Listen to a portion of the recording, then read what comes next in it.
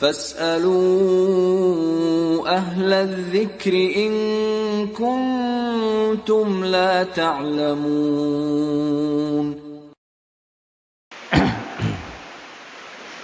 Bismillahirrahmanirrahim. Alhamdulillahirabbil alamin. Shalatu wassalamu ala nabiyyina Muhammadin wa ala alihi wa sahbihi wa man tabi'ahum bi ihsanin ila yaumiddin, amma ba'd.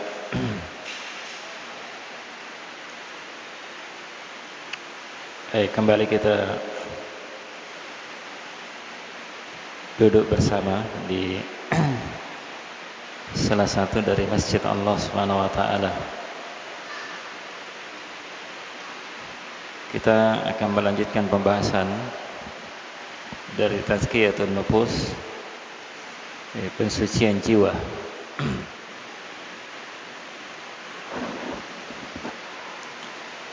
Pembahasan pada malam hari ini adalah alamatu maradil qalbi wa sihhatihi.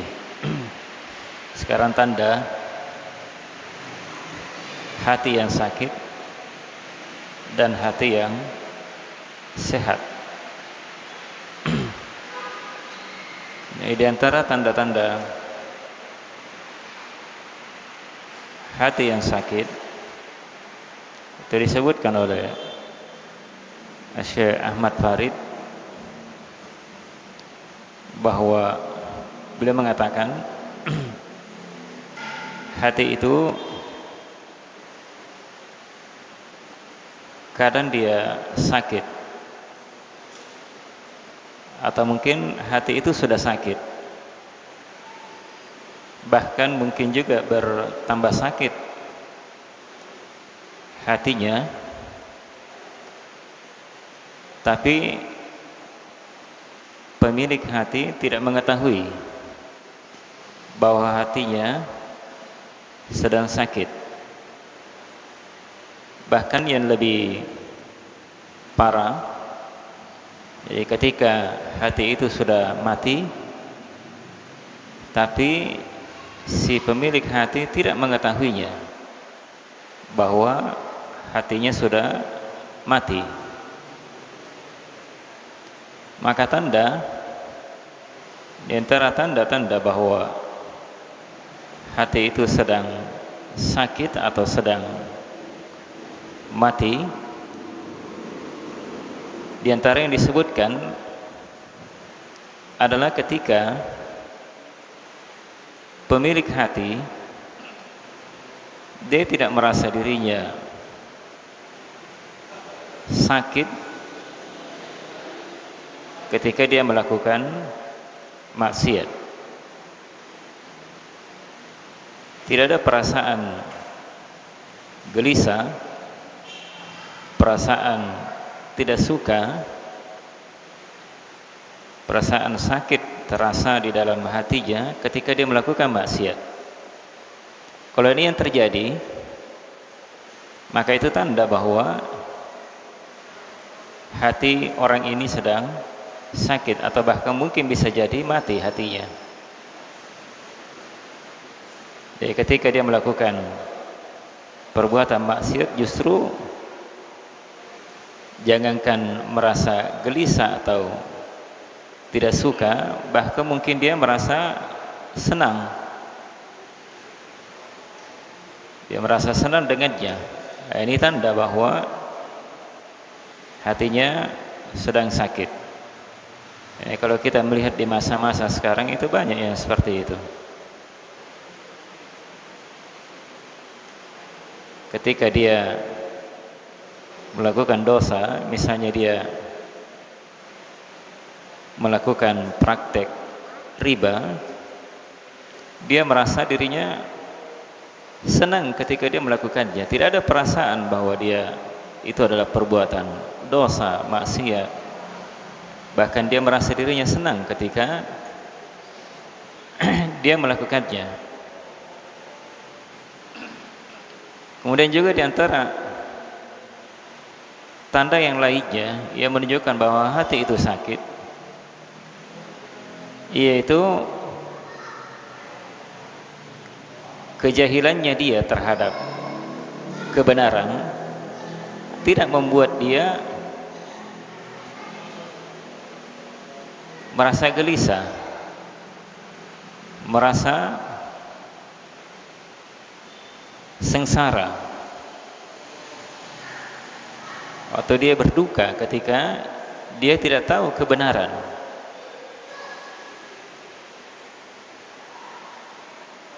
Ini kalau dilihat di masa sekarang, bahkan sebagian yang lebih parah lagi,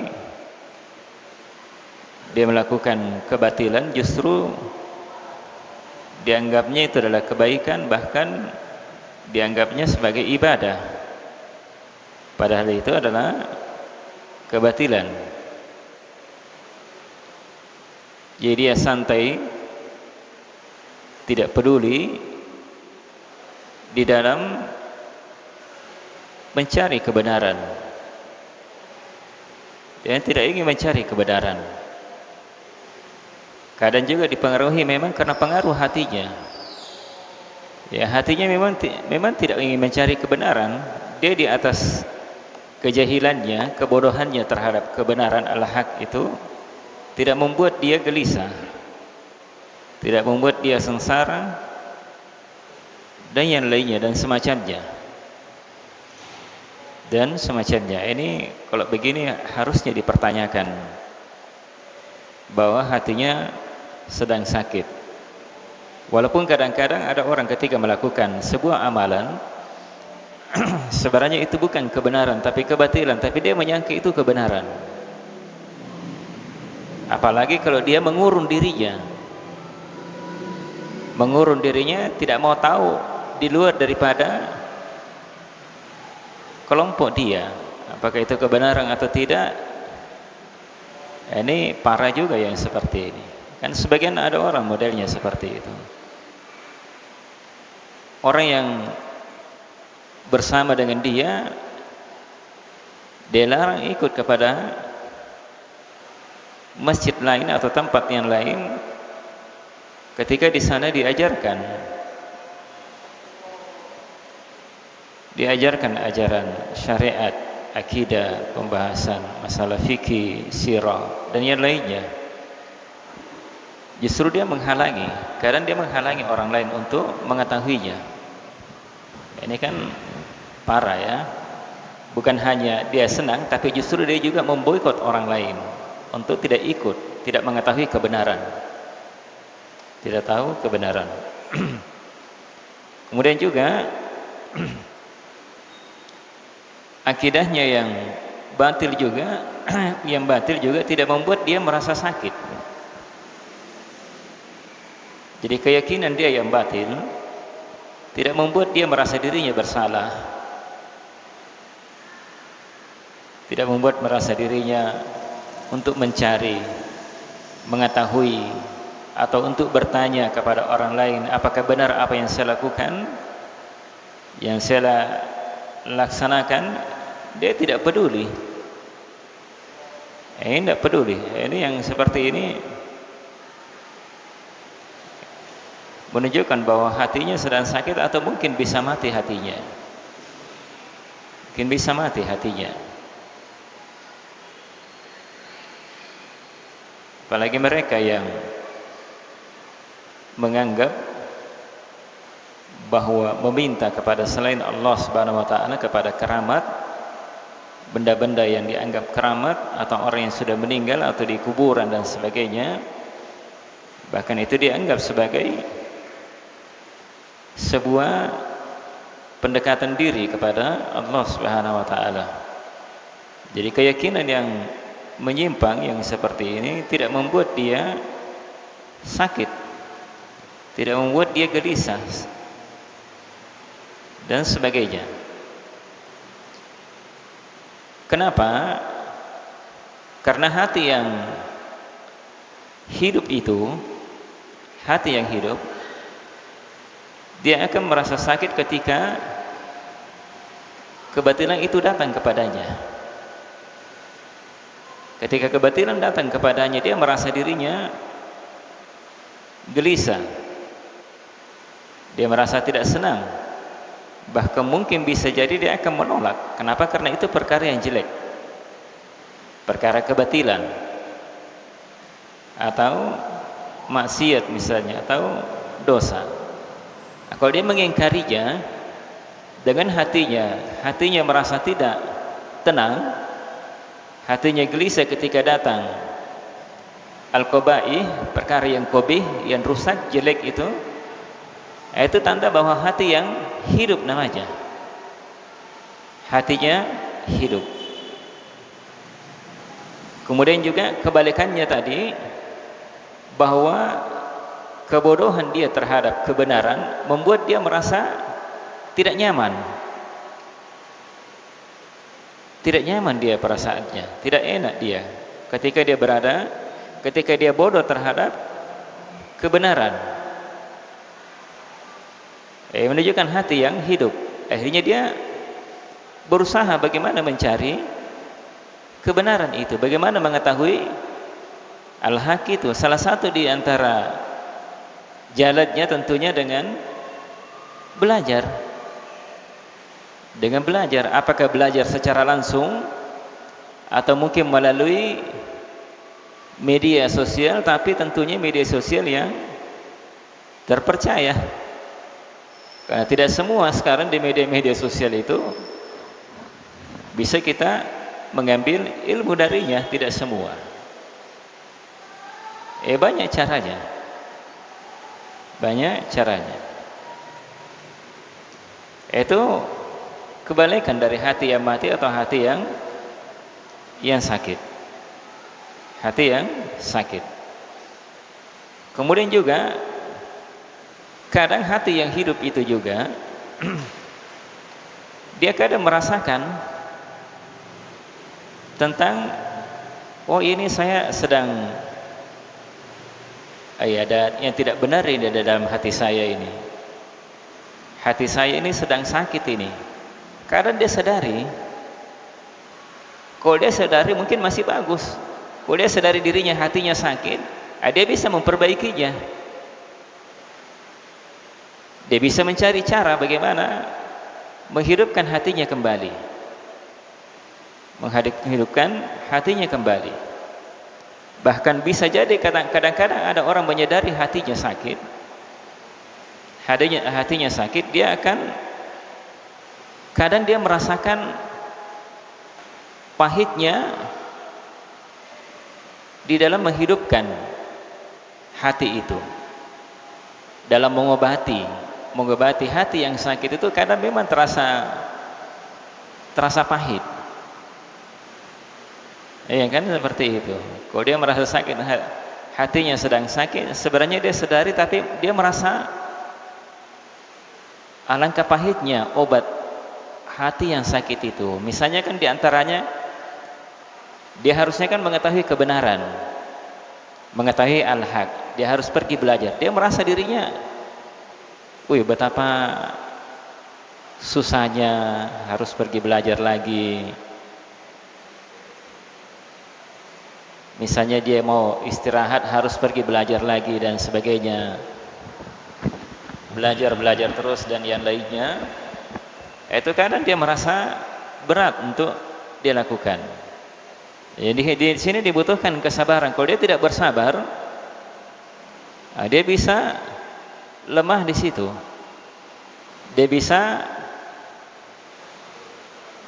mungkin dia akan berhenti memperbaiki hatinya. Karena dia merasa berat. Ini kadang sebagian, apalagi orang-orang, ada sebagian yang kadang-kadang misalnya dia tahu dirinya, dia sadari dirinya sekarang hatinya sedang rusak, sakit hatinya, atau mungkin mati hatinya. Mungkin dia berusaha, contoh kecil misalnya sholat 5 waktu. Ini kan dibutuhkan kesabaran. Kalau dia tidak bersabar di situ, dia akan bisa kembali kepada keadaannya dia semula. Padahal di situ kan dia sudah sadari dirinya, oh saya lagi sedang ini, sedang hatinya sedang sakit. Yang mungkin sebelumnya dia biasanya selalu minum dan sebagainya, sekarang dia sadar itu memang di awal-awal di dalam mengobati hati mati atau sakit itu memang terasa pahit. Mungkin terasa berat rasanya untuk melakukannya, tapi dia harus bersabar di situ. Dia harus tetap bersabar di situ. Maka hati yang hidup tentunya lebih mengutamakan, walaupun dia merasakan pahit, mungkin merasa berat barangkali dilakukan ibadah, amalan-amalan kebaikan lainnya, tetapi dia tetap berada di atas jalan di dalam mengobati hatinya, walaupun itu berat, ini hati tentunya yang hidup. Baik, kemudian berikutnya disebutkan oleh Syekh Ahmad Farid bahwa di antara tanda-tanda hati yang sakit adalah uduluha anil agziyatin nafi'ati ilal darra. Dia berpaling dari agziyah. Agziyah itu artinya makanan yang bermanfaat kepada, dia berpaling dari makanan yang bermanfaat kepada makanan yang membahayakan dirinya. Jadi ada jenis makanan hati yang akan memberikan manfaat kepadanya, akan menjadikan hati itu menjadi hidup. Jadi hati yang makanan yang bermanfaat. Makanan di situ tentunya adalah ya seperti misalnya tadi belajar. Ini namanya makanan hati yang akan menjadikan dia bisa hidup di situ.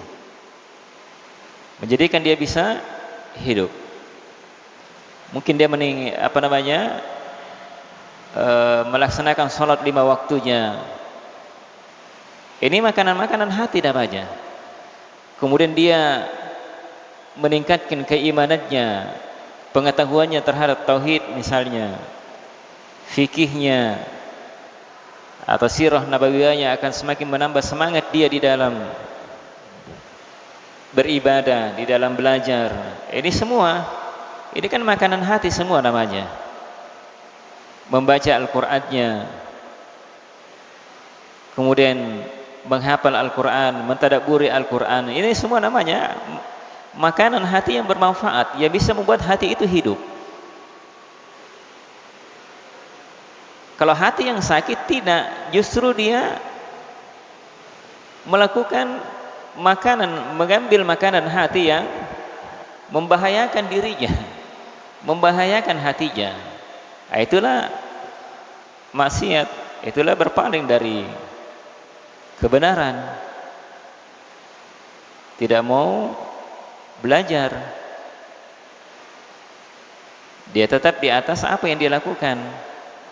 Di masa kita kan sekarang, di masa-masa kita ada kebiasaan-kebiasaan yang baru dalam agama, itu dianggap sebagai ibadah. Dia merasa senang, gembira, bahkan selfie-selfie. Aduh, ini banyak di masa-masa sekarang, lagi ibadah selfie-selfie. Ini dia mengambil makanan hati yang membahayakan di hatinya sendiri. Dianggapnya itu adalah menghidupkan hatinya, padahal tidak.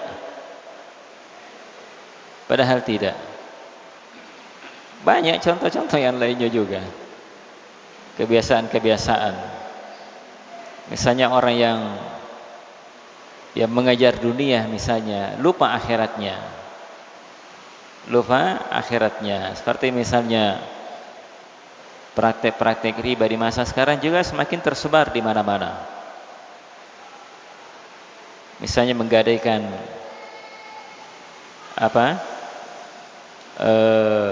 motor misalnya, ingin uang tunai cepat, gadaikan BPKB motor, mobil. Itu kan nanti ambil uang 1.500.000 kembali, ya mungkin 2 juta, mungkin 2.500.000 kembalinya. Ini dia mencari makanan hati yang justru menjadikan hatinya semakin menjauh dari Allah Subhanahu wa taala, semakin mati, semakin sakit hatinya. Hati itu semakin sakit. Ini sebagian juga ada yang seperti itu. Yang dulunya ada kejadian, ini benar terjadi. Dulunya rajin dia belajar. Sekarang ikut, mungkin awalnya iseng-iseng untuk menjaga kesehatannya karena kena penyakit gula, jadi dia lari, ikut lari. Karena dia merasa dirinya mampu lari walaupun umurnya sudah 40-an lebih. Sanggup lari, akhirnya justru dia menceburkan dirinya di situ. Artinya terlalu mendalam dia ikut di situ sampai ikut lomba 10K, 15K dan sebagainya, bahkan sampai ke Jawa. Ini kan sementara makanan hati yang bermanfaat bagi dirinya, belajarnya apa, sudah lupa. Ini kan dia berpaling namanya dari makanan hati yang bermanfaat kepada yang membahayakan dirinya. Kepada yang membahayakan dirinya. Ini harusnya kan jadi pelajaran ya bagi kita semuanya. Baik. Kemudian berikutnya, di antara tanda hati yang sakit adalah uduluha anid dawa'in nafi ila da'iha ad-dar.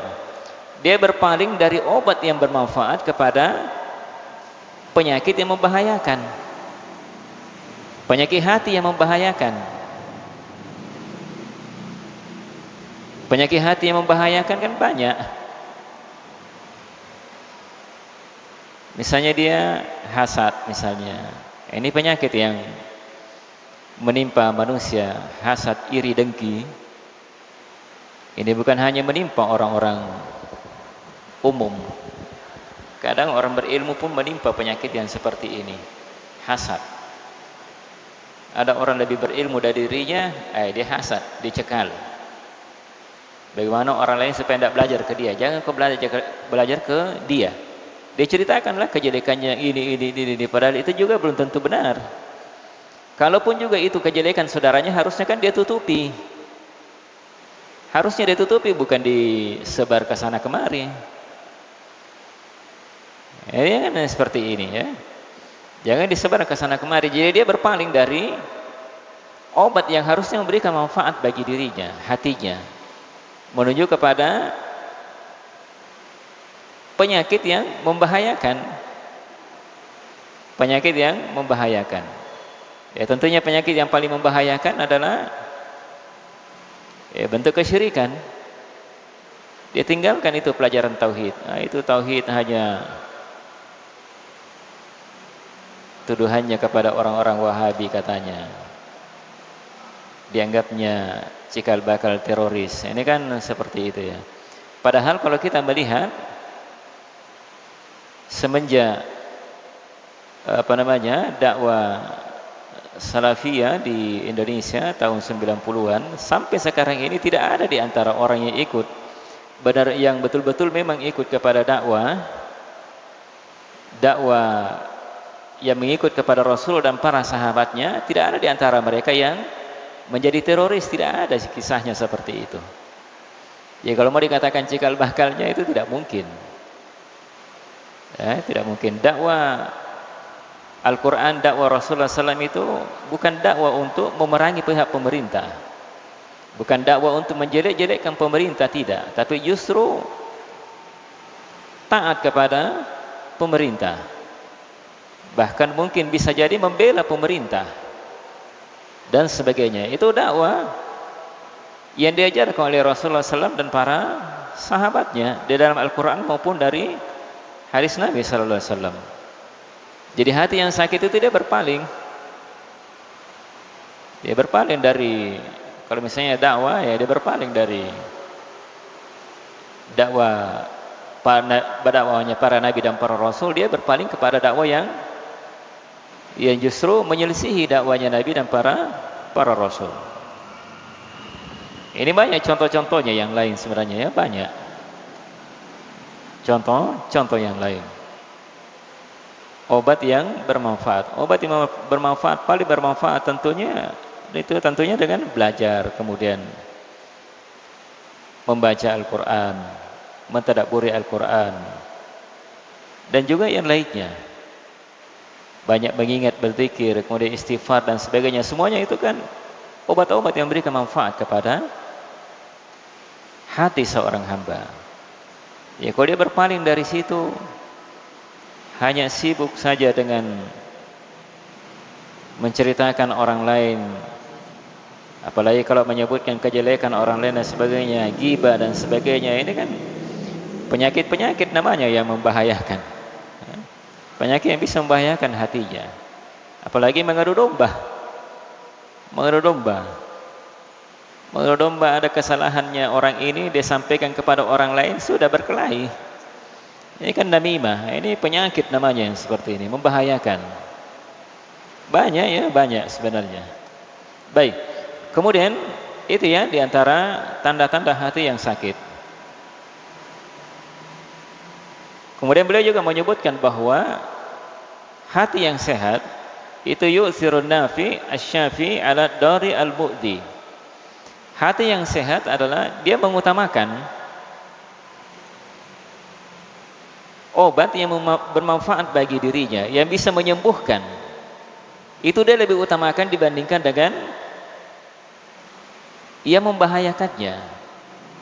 Sesuatu yang membahayakannya. Hanya saja tentunya ya seseorang harusnya kuncinya kan dia belajar supaya dia tahu mana yang ini yang bisa menyembuhkan penyakit hatinya. Ini yang dia juga harus tahu bahwa ini penyakit yang membahayakan hati sehingga dia bisa tinggalkan. Karena kalau dia tidak tahu ini penyakit yang berbahaya, ya tentunya kan akan bisa, mungkin dia bisa terjatuh di situ. Mungkin dia bisa terjatuh di situ kalau dia tidak mengetahui perkara-perkara yang jelek. Jadi bukan hanya kebaikan yang dia tahu, tapi kejelekan juga harus dia ketahui supaya dia tidak jatuh di situ di dalamnya. Jadi itu hati yang sakit, yang sehat, dia mengutamakan amalan atau ucapan yang bisa, yang bermanfaat, yang menyembuhkan dibandingkan dengan amalan atau ucapan yang bisa membahayakannya, membahayakan dirinya. Ini harusnya kan yang seperti ini diperhatikan. Kemudian kalau hati yang sakit, ya tentunya lawatnya, dia lebih mengutamakan amalan, apakah itu perbuatan atau ucapan yang berbahaya, yang justru membuat dirinya bisa sakit, hatinya bisa sakit. Ini hati yang sakit tentunya. Kemudian disebutkan oleh Syekh Ahmad Farid bahwa wa anfaul aghdiyah, makanan hati yang paling bermanfaat tentunya adalah ghadhaul iman. Makanan berupa keimanan. Makanan berupa keimanan. Ini perkara penting tentunya karena ini rukun dari perkara agama. Rukun keimanan. Apakah itu beriman kepada Allah Subhanahu wa taala, para malaikatnya, rasulnya, kitabnya, hari akhir, kemudian takdirnya baik dan buruknya, ini kan harus diimani semuanya. Bagaimana cara mengimaninya, bentuk keimanannya, ya harus dipelajari. Karena itu butuh pembahasan yang panjang untuk mencapai keimanan tentunya yang tinggi. Dan keimanan tentunya kan bertingkat-tingkat. Bertingkat-tingkat. Makanya Nabi sallallahu alaihi wasallam katakan bahwa keimanan yang paling tingginya a'laha qaulu la ilaha illallah, adalah ucapan kalimat la ilaha illallah. Karena di dalam ucapan kalimat la ilaha illallah itu memang memiliki makna yang sangat mendasar, sangat besar. Memiliki pengaruh terhadap semua amalan hamba, itu pengaruhnya, memiliki pengaruh. Kalau tidak benar pemahamannya terhadap kalimat la ilaha illallah, pengetahuannya, kemudian pengamalannya juga tidak benar, maka kalimat itu tidak akan memberikan manfaat kepada dirinya. Maka justru akan, kalau tidak memberikan manfaat, maka akan sangat membahayakannya. Sangat membahayakan. Kenapa ini kunci? Karena ini kunci seseorang di dalam masuk ke dalam surga adalah dengan kalimat la ilaha illallah. Kitabut tauhid adalah at-tauhid. Miftahul jannah at-tauhid. Kunci surga itu ada pada tauhid. La ilaha illallah. Jadi itu makanan hati tentunya yang paling bermanfaat adalah keimanan. Kemudian wa anfaul adwiyah, kemudian obat yang paling bermanfaat adalah dawaul Quran, adalah obat dengan Al-Quran. Karena Al-Quran memang itu dikatakan syifaun lima fis sudur. Jadi Al-Quran itu adalah merupakan penyembuh penyakit yang ada di dalam hati. Al-Quran. Al-Quran. Jadi banyak tentunya. Jadi Al-Quran itu kan bisa menjadi obat di dalam penyakit yang ada di dalam hati kalau itu dipelajari. Karena kandungan yang terdapat di dalamnya sangat banyak di dalamnya. Sangat banyak di dalamnya. Makanya Allah Subhanahu wa taala jadikan itu sebagai petunjuk bagi manusia. Jadi kalau kita ingin mengetahui, mungkin ada secara sepintas barangkali, mungkin dia tidak percaya, kok bisa Al-Quran menjadi penyakit dalam apa yang ada dalam hati. Bukan hanya penyakit dalam hati, penyakit jasad saja itu bisa disembuhkan dengan Al-Quran. Bisa disembuhkan dengan Al-Quran. Misalnya perintah untuk, dalam Al-Quran ada perintah kan untuk berpuasa. Puasa, ya kadang bisa seorang bisa sehat disebabkan karena dia berpuasa. Seseorang di dalam Al-Quran diperintah untuk menahan amarah, untuk dia dalam keadaan tenang, tenteram jiwanya. Kenapa? Karena itu kan berpengaruh terhadap penyakit. Bisa penyakit jasad kan bisa berpengaruh. Coba kalau pikiran yang galau dan sebagainya kan bisa berpengaruh terhadap penyakit. Mungkin bisa lambung, ya, penyakit lambung. Dari penyakit lambung lah mungkin bisa turun kepada penyakit yang lainnya, macam-macam. Ini kan kalau diperhatikan dengan saksama, Al-Quran itu adalah penyembuh. Apakah itu penyakit hati atau penyakit fisik, itu bisa menyembuhkan seseorang. Baik, itu pembahasan yang pertama. Baik, kemudian berikutnya, dan pembahasan berikutnya disebutkan alamatu sihatil qalbi. Sekarang tanda-tanda sehatnya hati. Tanda sehatnya hati. Beliau mengatakan bahwa di antara tanda sehatnya hati adalah jika dia berpaling dari dunia menuju kepada berpaling dari dunia sampai dia menghadap ke Allah Subhanahu wa taala sampai di akhirat. Jadi dia tidak jadikan dunia itu sebagai tujuan utamanya. Dia tidak jadikan sebagai tujuan utama yang harus dia kejar. Dari seluruh waktu umur yang dia miliki hanya ditujukan untuk mencari dunia semata saja. Nah, kalau dia seperti itu modelnya, menunjukkan bahwa hatinya sedang sakit, atau mungkin bisa mati hatinya. Ya, perkara akhiratnya dia tidak perhatikan, dia tidak peduli. Tanda hati yang sehat adalah dia berpaling dari dunia, tapi bukan berarti bahwa harus dia tinggalkan semuanya dunia itu, tidak. Kenapa? Karena kan dia butuhkan. Dibutuhkan. Kita juga butuh terhadap dunia, butuh makan, butuh minum, butuh uang untuk melangsungkan segala aktivitas kegiatan kita, itu butuh. Walaupun sebagian orang memang mengatakan bahwa uang bukan segalanya, tetapi setiap kegiatan ya tetap butuh uang, ya tetap kita butuhkan. Makanya Allah Subhanahu wa taala katakan di dalam Al-Qur'an, wa batagi darul akhirah wa la tansa nasibaka minad dunya. Carilah akhirat tapi jangan lupa dunia. Jangan lupa dunia. Karena ketika orang dia fokus kepada dunia, larut di dunia dalam perkara dunia, itu bisa membahayakan dirinya. Bisa dia lupa akhiratnya. Lupa akhiratnya, bisa menjadikan hatinya bisa sakit atau bahkan mungkin bisa jadi mati hatinya. Kemudian juga di antara tanda-tanda bahwa hati itu sehat adalah kemudian dia tinggal di dunia itu, jadi dia melakukan aktivitas di dunia sampai dia seakan-akan menjadi ahlinya, artinya menjadi penduduknya. Atau mungkin kalau jadi di antara tanda hati yang sehat adalah dia melakukan aktivitas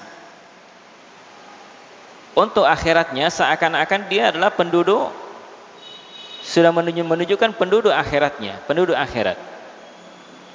Menunjukkan bahwa semangat dia yang dia miliki untuk senantiasa memperhatikan perkara akhiratnya, apapun aktivitas yang dia lakukan. Aktivitas yang dia lakukan, termasuk di dalamnya ketika dia mencari nafkah misalnya, ya semuanya ditujukan untuk akhiratnya. Saya mencari nafkah ini untuk, karena ini adalah perintah, kewajiban saya untuk memberikan nafkah kepada istri saya, kepada anak saya. Jadi ibadah lagi. Bekerja di pasar misalnya berdagang, saya berdagang di sini, kalau saya dapat uang banyak mungkin saya akan infakkan sebagian, saya keluarkan zakat harta saya bagikan kepada orang yang miskin dan sebagainya, semuanya dalam bentuk ibadah. Ya seakan-akan dia di akhirat, seakan-akan dia penduduk akhirat. Wa abnaiha, dan anak-anaknya akhirat. Artinya kegiatan-kegiatannya, aktivitasnya, interaksinya semuanya adalah untuk akhiratnya. Walaupun dia melakukan aktivitas dunianya. Ya, misalnya kalau misalnya seperti ini, dia live misalnya, dia niatkan karena Allah Subhanahu wa taala untuk menyebarkan ilmu yang ada, bagian daripada ibadah. Karena itu perintah Allah Subhanahu wa taala. Allah cinta bagi orang yang memiliki ilmu, orang yang menyebarkan ilmu dan sebagainya. Jadi semua aktivitasnya adalah karena akhiratnya. Kemudian di antara tanda-tanda bahwa hati yang sehat adalah ja'ila hadhihi dari ghoriban ya'khudhu minha hajatahu wa ya'udu ila watanihi. Ini juga tanda hati yang sehat. Bahwa dia datang ke dunia ini, negeri ini yaitu dunia, dia merasa dirinya asing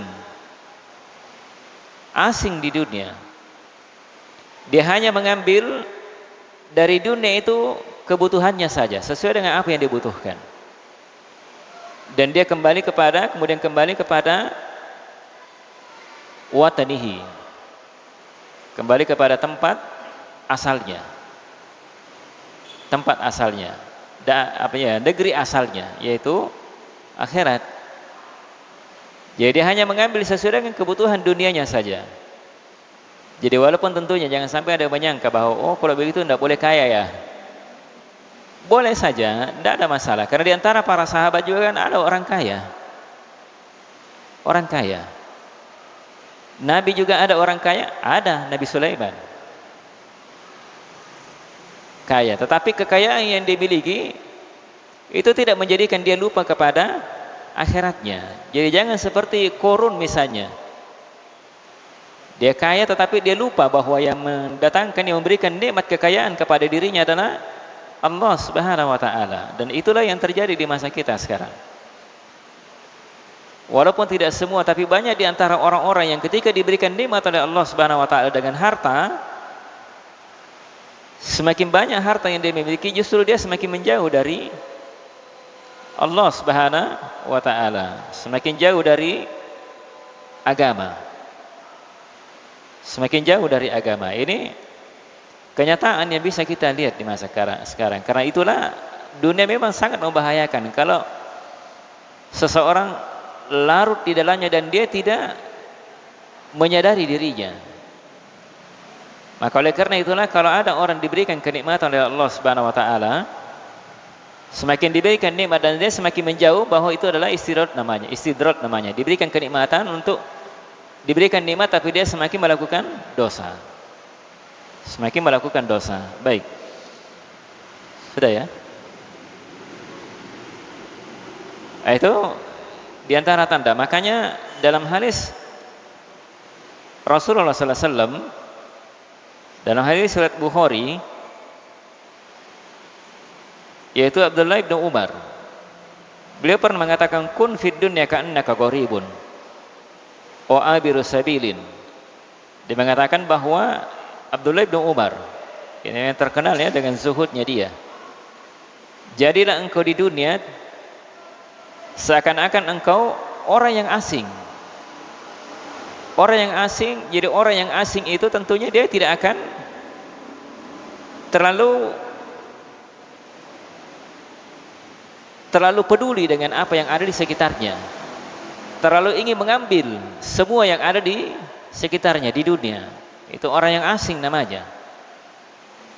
Jadi hanya sekedar mengambil kebutuhannya saja, sudah selesai dia pergi. Itulah dunia.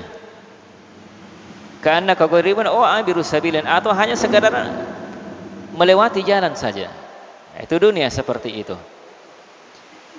Baik, mungkin itu ya untuk hari ini. Masih ada nanti lanjutan pembahasannya, tanda-tanda hati yang sehat. Baik, semoga Allah memberikan manfaat dan memberikan keberkahan apa yang kita lakukan. Lebih dan kurang yang dimaafkan. Subhanakallahumma wa bihamdik, asyhadu an la ilaha illa anta, astaghfiruka wa atubu ilaik. Assalamualaikum warahmatullahi wabarakatuh.